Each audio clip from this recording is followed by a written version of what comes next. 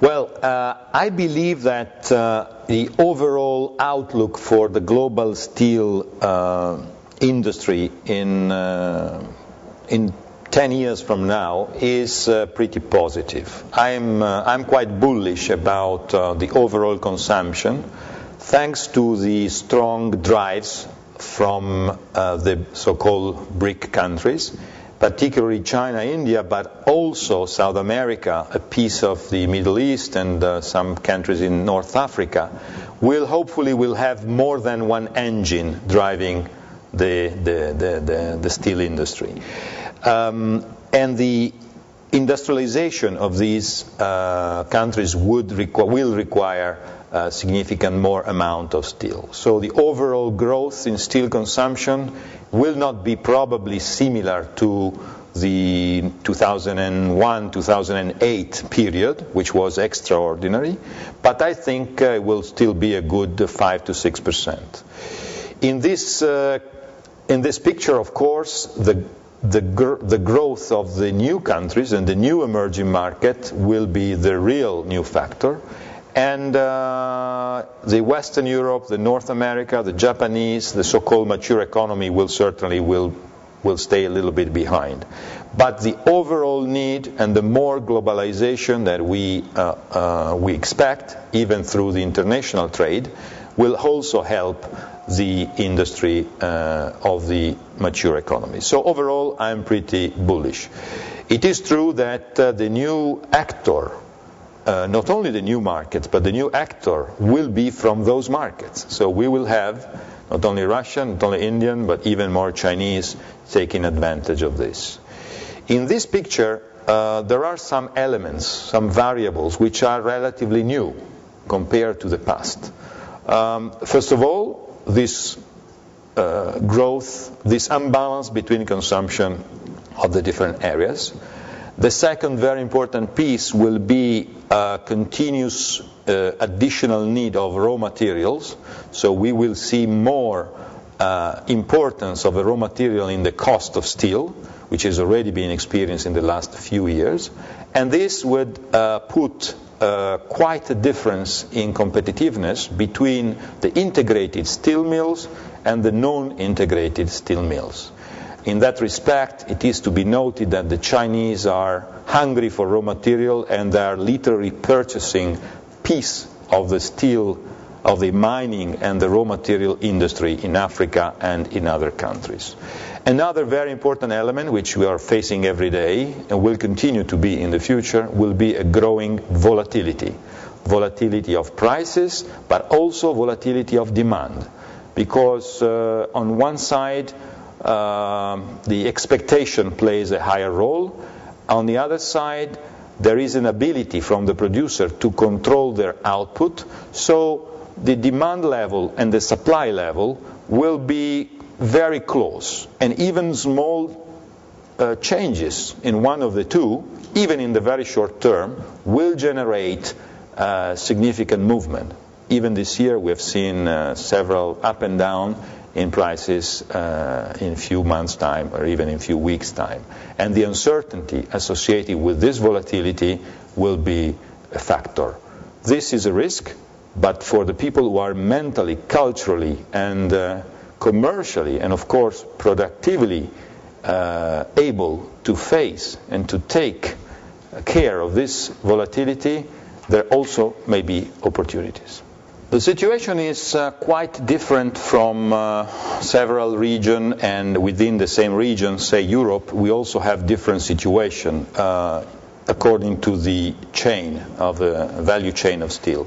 For example, the steel mills, the producers, at the regional level, especially in Europe, they are already quite consolidated. So I believe that there could be additional M&A activity, but overall the level of consolidation is already quite high. In case of the transformation industry, like tube mill and service center, I believe that some countries like Germany, some other North European one, even France, are already advanced in this process of consolidation. Italy is much more fragmented, and probably the nature of the ownership of the distribution and then the transformation industry, that means family-owned business, individual and quite local players, will be an obstacle to a significant consolidation. Nevertheless, I believe that this will happen to a higher degree than today. So in that respect, I believe that the industry will change, but I also believe that the value chain, is and will continue to be not so big, so the overall value chain will be more competitive. In Europe, even the steel mill will be faced with higher cost of raw material and demand which will be not extremely good. Like as I said, it will be decent, it will be growing a little, but it will not be a boom anymore. So I think that the competitiveness challenge will push for a closer relationship between the players. I strongly believe that within the value chain, the more effective and the profitable way is cooperation, alliances, and respects of the roles, but more close contacts between the several players. The extreme competition, the attempt to overlap the other role or try to reach end user at any cost, disregarding the role of distribution, which has been declared by some of the mills' strategy, could be a mistake. Of course, knowing your customer need and how you can create value for him, it is very important, especially in the advanced economies, especially in Europe, where our strength and our competitiveness compare to the pure cost of producing steel and distributing steel is challenged by third countries, which have more natural resources. So I believe that innovation and value creation is the key for the European and in general the Western world players. And this can actually be achieved starting from the right and exact knowledge of the customer need and how you can help the end user to develop solutions that are not necessarily price driven, but combine the competitiveness in price with the performance of the steel and with an integrated solution, including the logistics and including, of course, the performance of your product. So it is absolutely important.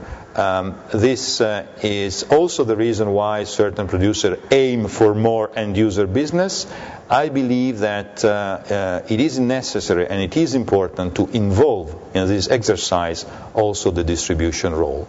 Distribution is typically less careful about those kind of product issues and qualities, but certainly the evolved and more mature distribution will have to jump in, and in certain countries it is already doing that. Certainly we are in the era of information. We are in the information era. Sometimes we underestimate the power of information, whether it's good or bad, whether it's accurate or not.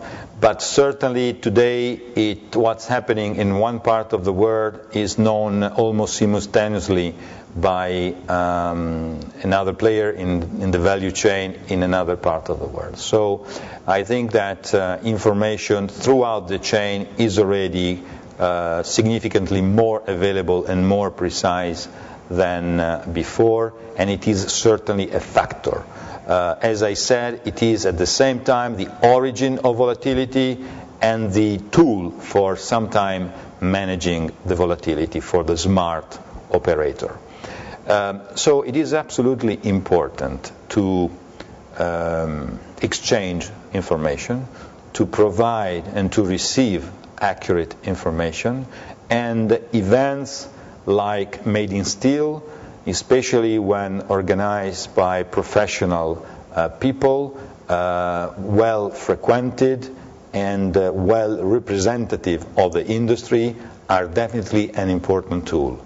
I'm certainly proud to possibly contribute with these small comments and in general to support the spread of information and receive information from my colleagues in the industry. So I would like to thank you for what you do through Made in Steel and other tools that you're making. And I think they are very useful and very important. Thank you.